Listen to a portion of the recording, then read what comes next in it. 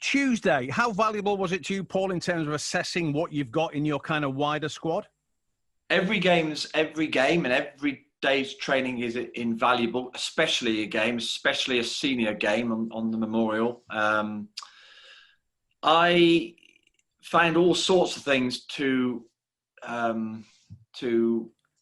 resonated, that gave me reason to take my thinking forward in terms of systems of play, players' capabilities, players who may, not be in my long-term plans, or players who may be in my plans, all those sort of things. And not to say that I had clarity with everything, but it's always a step clearer when you have a game. And there, a number of players who played on Tuesday who I've not seen play before in a game for Bristol Rovers. So all those things go into the melting pot and help me make decisions.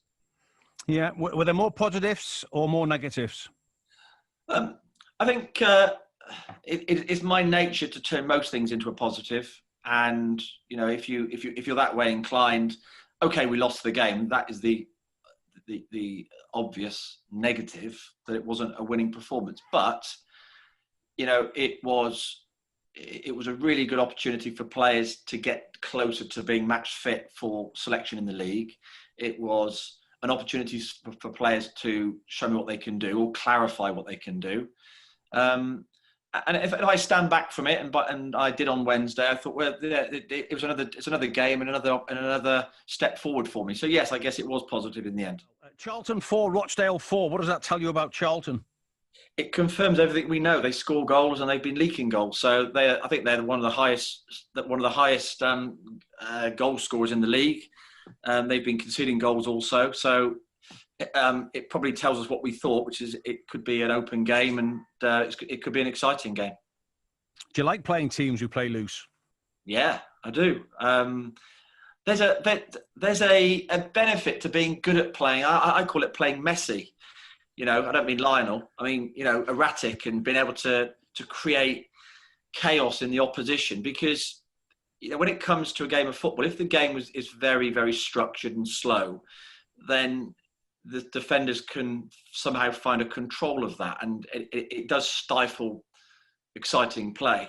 If you're able to create some kind of chaos and unsettle the opposition, and if you're able to control that and play in that way, I think it can be quite effective. And I do like it when my team has a bit of fight about it, a bit of end to end, a bit of purpose, and nothing's not always perfect, but you really give it a go. I don't mind that. So, okay, it looks like Charlton are doing the same thing. So it could be a really exciting game on Saturday. Hopefully, one that we can control our part in. But there's no harm in a bit of that. It's we see a lot of the top level of football that's very controlled and very stifled, and I actually quite like when we just break from that a little bit and we can create something that's messy. Yeah, I like it. And Jason Pearce, he's influential. He's their skipper at the end of the day. He got 2 yellows, sent off midweek. He'll miss Saturday. That is good news in the reality of his absence. Yeah, I always look at these things philosophically. I mean, on the face of it, yes, and you can't argue with that. A player who plays regularly for them in such a fundamental position in their team. But they've always got another player. They've always got another player who comes in, another professional footballer who should be a good player, as he signed for Charlton Athletic.